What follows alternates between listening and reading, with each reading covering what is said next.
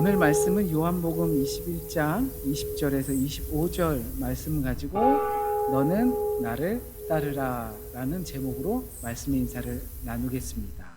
우리가 새길 말씀은 22절 말씀에 예수께서 이르시되 내가 올 때까지 그를 머물게 하고자 할지라도 네게 무슨 상관이냐 너는 나를 따르라 하시더라 하신 말씀을 새기면서 너는 나를 따르라 라는 제목으로 말씀의 인사를 나누겠습니다. 원래 예배 시간에 종이 울렸어야 되는데 어떤 시스템의 착오가 있는 것 같아요. 울리지 않았으면 양해해 주시고, 또 양해 말씀 드릴 것은 오늘 말씀을 준비하고 이렇게 서 있으면서도 사실은 조금 걱정이 됩니다. 왜냐하면 저조차도 해결되지 않은, 답을 찾지 못한 말씀을 텍스트를 써가면서도 계속 거기에 꼬리를 물면서 질문을 계속 던지고 또 답을 찾다가 그러다가 답을 찾지 못한 상태의 말씀을 전한다는 느낌이 들거든요. 그래서 장로님께서 제 입술을 하나님께서 인도해 주세요라고 하셨지만 저는 기도드리기는 우리 성도님들의 귀를 인도해 주시기를 제가 하나님께 간청을 드리는 시간을 가졌습니다. 올 한 해 마지막 주일이죠. 여러분들은 어떤 생각들이 드시나요? 한 해를 돌아보시면서 내게 주어졌던 길다면 길고 짧다면 이 짧은 이 시간들을 어떻게 지냈다라는 생각이 드시나요? 마음속에는 이제 감사한 마음들도 있을 것이고 한편으로는 아쉽고 섭섭하고 참 미안한 것들도 많이 교차할 겁니다. 때로는 실수했고 때로는 잘못된 판단을 내렸고 때로는 그것 때문에 부끄러운 순간들도 있었을 겁니다. 그런데 오늘 본문은 그런 우리에게 마치 따뜻한 위로를 전해주시는 예수님의 말씀과 같습니다. 부활하신 주님은 3번이나 자신을 부인하고 거절했던 그 베드로에게 찾아가 주셨고 그 베드로에게 내 양을 먹이라 라고 말씀하시면서 사명을 주시고 다시 회복해서 일어날 것을 강권하셨습니다. 그 자리가 바로 디베리아 호숫가입니다. 거기는 보통 옛날부터 내려오는 멘사 크리스티라는 장소의 이름이 붙여졌어요. 아주 고대부터 그곳의 장소는 멘사 크리스티, 우리 학생 식당 멘사 가시죠? 그래서 그리스도의 식탁이 있었던 곳이다라고 해서 그곳에서 베드로를 먹이시면서 좌절하고 낭망해 있는 베드로에게 내 양을 먹이라라고 다시 사명을 주신 자리입니다. 그러면 우린 분명 마음의 소리를 듣게 될 겁니다. 내가 자격이 될까? 당연히 자격이 안 되죠. 그러나 가르칠 자격은 안 되지만 섬길 수 있는 자격은 충분할 것 같아요. 우리 생각 속에선 실패하고 실수하고 문제를 만들었던 내가 과연 누군가를 앞에 서서 가르치고 할 수 있는 자격이 될까? 내 모습을 보면서 나는 자격이 안 돼 라고 하는 것이 꼭 늘 누구 앞에서 가르치려고 들은 걸 생각하다 보니까 나는 자격이 안 돼 라고 생각하는 것 같습니다. 하지만 그런 실수투성이 실패하고 좌절한 그 사람도 섬기는 일에는 자격이 충분히 된다는 것이죠. 가르치려고 드는 자리가 아니라 바닥에서 섬기려고 할 때는 자격이 충분합니다.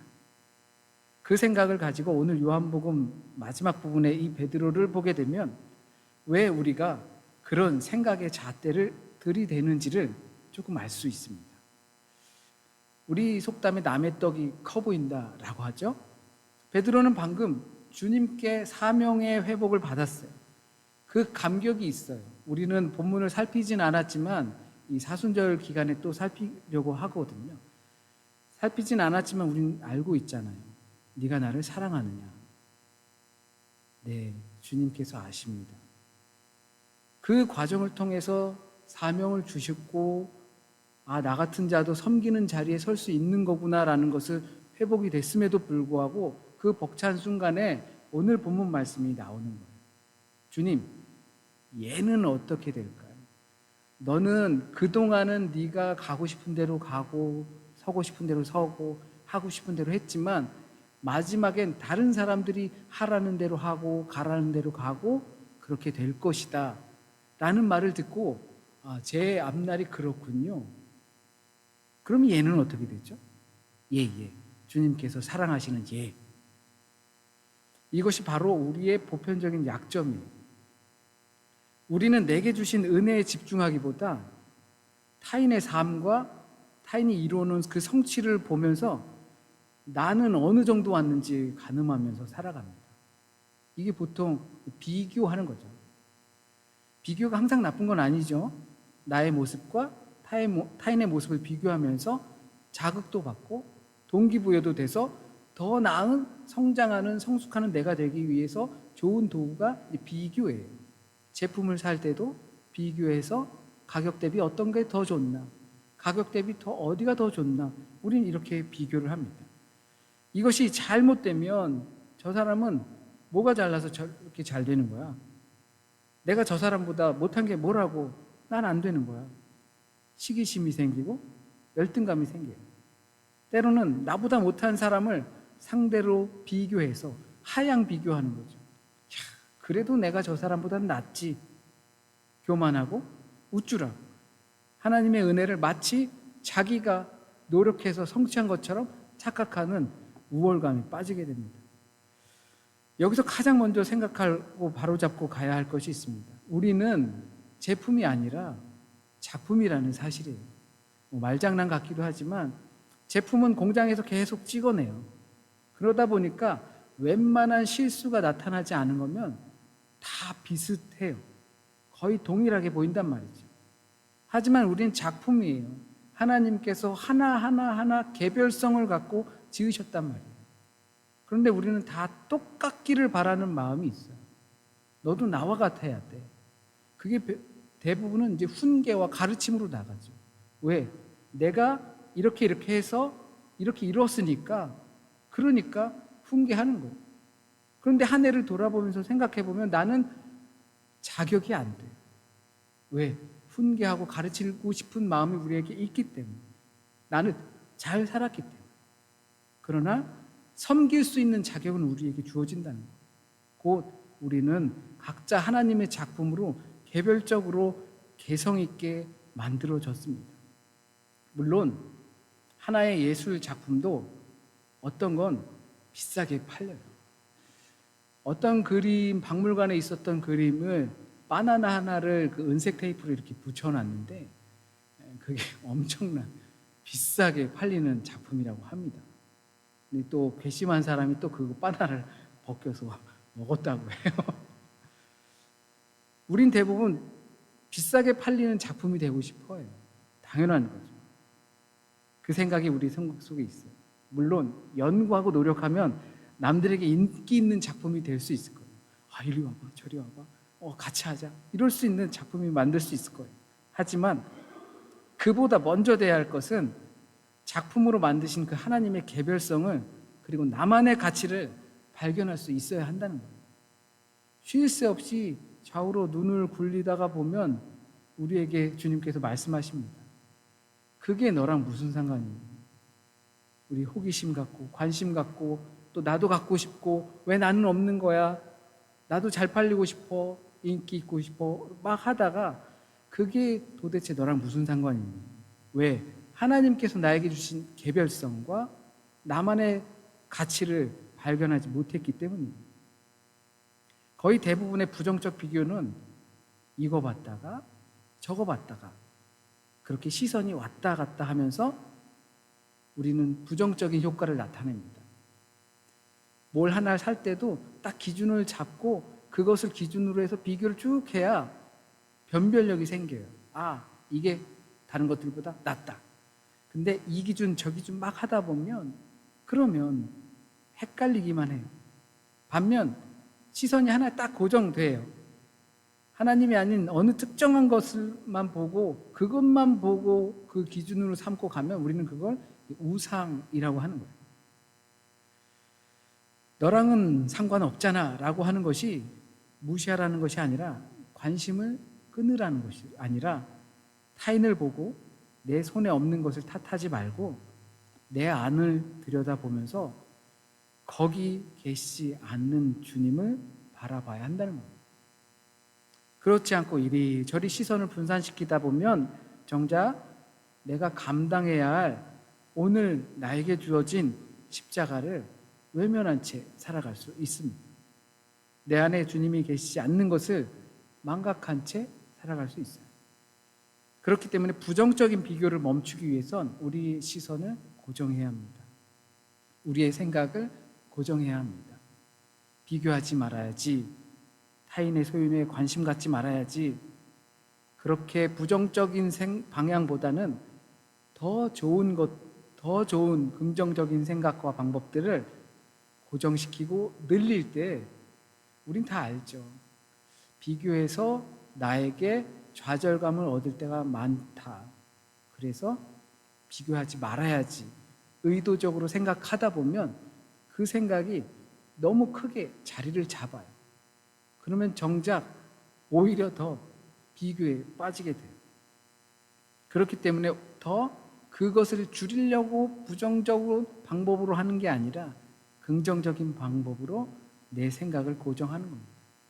타인은 무슨 선물을 받았나 관심 갖기보다 나는 어떤 사람인가에 먼저 집중하는 겁니다. 주님께서 나에게 어떤 사명을 주셨는가에 집중하는 겁니다. 주님께서 오늘 내가 어떻게 살기를 바라시는가에 집중해야 하는 거죠. 그래서 주님께서 말씀하십니다. 너는 나를 따르라. 너는 너의 길을 가라는 겁니다. 나는 나의 길을 가는 것이지 김 씨의 인생을 가는 게 아닙니다. 나답기를 포기하는 순간, 그러니까 하나님께서 나를 지으신 그 목적을 포기하는 순간 우리는 타인의 시선 때문에 그들의 노예가 되어버립니다. 나의 삶이 초라해 보이고 아무 흔적이 없는 것 같을 때 요한복음의 이 마지막 절은 예수 그리스도의 행적을 세상의 책에 다 기록할 수 없다는 고백으로 끝이 납니다. 나만이 할 수 있는 이 오늘의 순종을 가치 있게 여기시기 바랍니다. 주님은 우리를 똑같은 모양으로 만들지 않으셨습니다. 각자의 기질과 형편에 맞는 고유한 사명을 주셨습니다. 기록되지 않았다고 해서 존재하지 않는 것이 아닙니다. 올 한 해 우리가 골방에서 때로는 흘린 눈물, 무너지지 않으려고 버텨냈던 그 인내, 이름 없이 행한 작은 사랑들은 성경에 기록되지 않더라도 이것은 고귀한 여백으로 남습니다. 나만이 드릴 수 있는 그 고유한 순종을 주님은 세상의 그 어떤 화려한 업적보다 소중히 여기십니다. 이제 우리는 2025년 얼마 남지 않은 시간을 갖고 있습니다. 물론 다를 거 없죠. 하루 지나가는 거고 1시간 지나가는 거고 1분 지나가는 정도입니다. 주님은 오늘 베드로에게 주셨던 그 말씀, 너는 나를 따르라, 이 명령을 우리에게 다시 들려주십니다. 우리의 시선이 분산되고 내가 가지고 있지 않은 것을 보고 타인들과 비교하면서 저것들을 부러워하면서 내 안을 들여다보지 못하고 내 안에 계시지 않는 주님을 살피지 못하는 그러한 상태에 우리가 빠질 때 이 말씀이 우리의 영혼에서 울렸으면 좋겠습니다. 너 무슨 상관이야? 너는 나를 따르라. 우리가 했던 실수도 타인과의 비교로 상처받았던 마음도 이 한마디 앞에 다 내려놓으시길 바랍니다. 주님은 베드로의 열정도 사랑하셨고 요한처럼 고요했던 그 마음도 사랑하셨듯이 지금 있는 모습 그대로 우리를 사랑하십니다. 타인의 속도가 아니라 주님의 방향에 맞추어 걷는 용기가 우리 안에 있길 진심으로 소원합니다. 주님, 남들이 어떠하든 저는 저의 걸음으로 주님을 따르겠습니다 라고 하는 이 고백이 올 한 해 우리의 시간들을 돌아보며 내일로 넘어가기 전에 이 기도와 고백이 우리 안에 있어지길 진심으로 소원합니다. 아멘. 우리 이 시간 찬양 드리시고 성만찬에 참여하도록 하겠습니다.